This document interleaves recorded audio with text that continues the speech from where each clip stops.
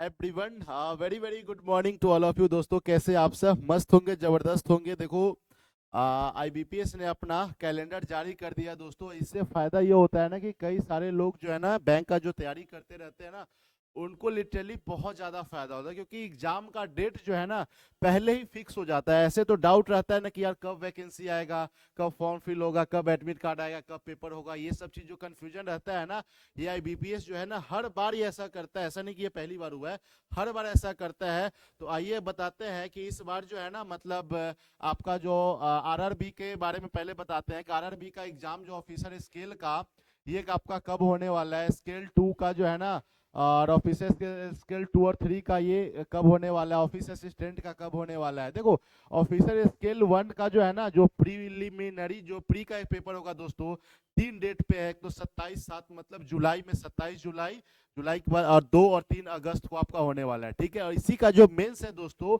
वो सिंगल आपका एग्जाम होता है, जो कि आपका 13/9 को होने वाला है। ठीक है, और इसके लिए अभी कोई डेट ये वगैरह नहीं है, बट इसका मेंस का डेट ये आ गया कि 13/9 को होगा।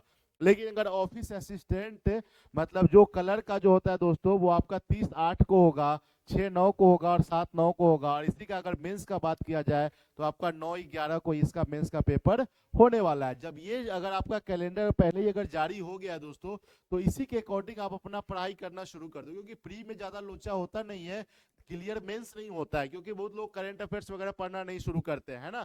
जब आपको पता है कि मेंस का डेट ये रहने वाला है, तो इसी के अकॉर्डिंग जो है ना, आप अपना पढ़ाई जो है ना पूरा एकदम डेडिकेटेड होकर के करना शुरू कर दो एकदम। ठीक है, फिर आते हैं बात करते हैं अगर आईबीपीएस का, तो आईबीपीएस के लिए क्या क्या है यहाँ पे।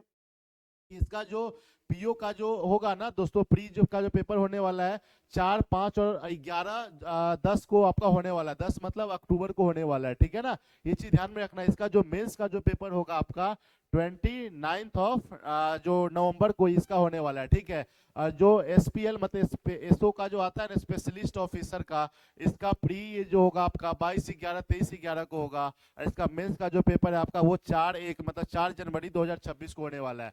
और ये वाला जो है ना, इसमें सबको कंफ्यूजन है कि कस्टमर सर्विस एसोसिएट क्या हो जाता है, कि कलर का तो कहीं कोई चर्चे नहीं है। देखो, अब यही वाला जो है ना, यही वाला जो है दोस्तों, यही आपका कलर का है, क्योंकि आप इसमें ये कहा गया है कि जो कलर का जो, देखो वैसे पीओ का भी सब काम रहता है, लेकिन कलर का बेसिकली रूप से जो वर्क है ना, उसी के अकॉर्डिंग आपको नहीं होता है। जैसे जूनियर एसोसिएट वैसे ही करके यहाँ पे कस्टमर सर्विस एसोसिएट को लेकर के, तो ये जो आपका 4 डेट दिया गया है, 6, 12, 7, 12, 13, 12, 14, 12, ठीक है ना, इस सब पे आपका प्री का पेपर होगा। और मेंस का जो पेपर आपका होने वाला है, वो 1/2/2026 को होगा। ये कैलेंडर पहले ही जारी हो गया दोस्तों, तो आपको इसी के अकॉर्डिंग जो है ना अपना तैयारी करना शुरू कर देना। हर एक पेपर को देखते हुए जो है ना, पूरे एकदम जो भी आपका वीक सब्जेक्ट है उसके ऊपर काम करना शुरू कर दो। कहीं ऐसा नहीं हो जाए कि आप प्री क्लियर हो जाए, मेंस में अटक जाए। क्योंकि ज्यादातर लोग के साथ होता है कि पहले लोग सोचते हैं ना कि पहले हमको प्री करना है, प्री करना है। अब प्री तो निकल जाता है, मेंस का ढंग से होता नहीं, तो मेंस नहीं क्लियर हो पाता है।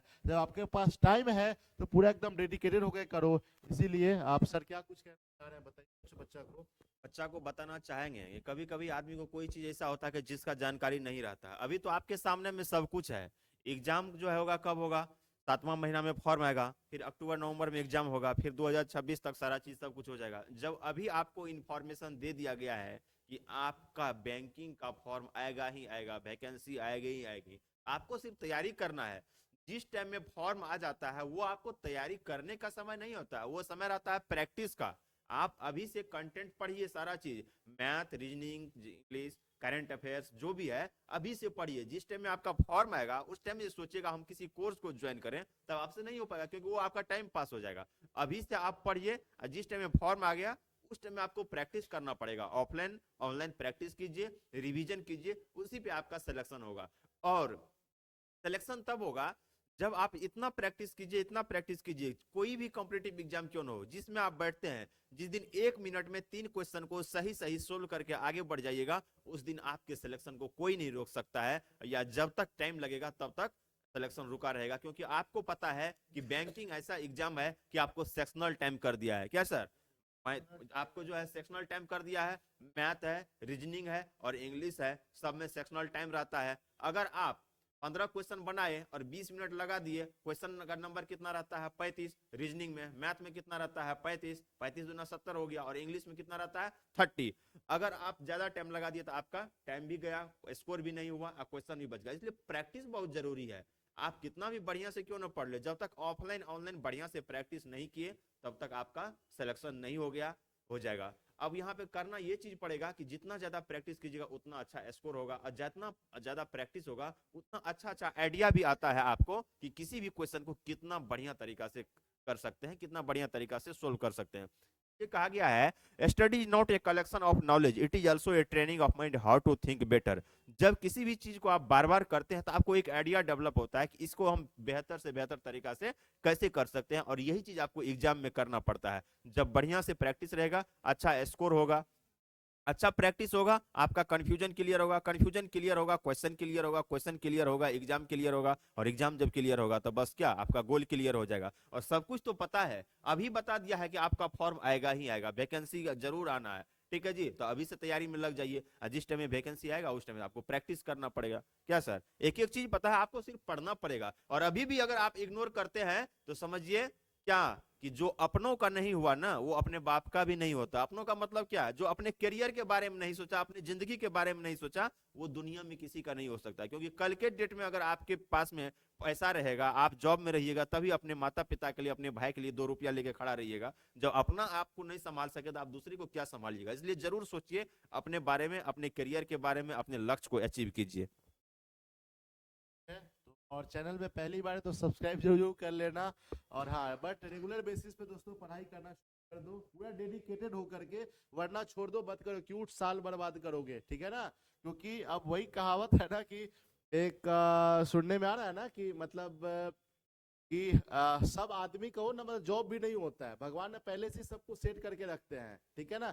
आप जब कभी भी मार्केट में अगर निकलते हो ना तो आपको हर टाइप का आदमी, ठीक है, कोई ठेला लगाते हुए, कोई गाड़ी पे शीशा मारते हुए, कोई ट्रैफिक में कहीं कुछ ये ले लो वो ले लो फलना चिलना, सबका रोल होता है। हाँ, अगर आप इधर फिट नहीं होंगे तो आपको उधर फिट भगवान कर देंगे, ये चीज हमेशा ध्यान में रखना, ठीक है ना। तो इसीलिए अपने आप को एजुकेशन में ही फिट कर लो, जॉब में ही फिट कर लो, फिर आपके पास कोई ऑप्शन ही नहीं बचेगा। भगवान सोचेंगे चलो इधर ही ये फिट हो जा रहा है, ये चीज हमेशा ध्यान में रखना। नहीं तो भगवान है वो तो कहीं ना कहीं आपको फिट करेंगे ही करेंगे, ये चीज ध्यान रखना। अब ये आपके ऊपर डिपेंड करता है कि आप कहाँ फिट होगे, ठीक है। चलो बाय बाय, टेक केयर, अपना ख्याल रखना।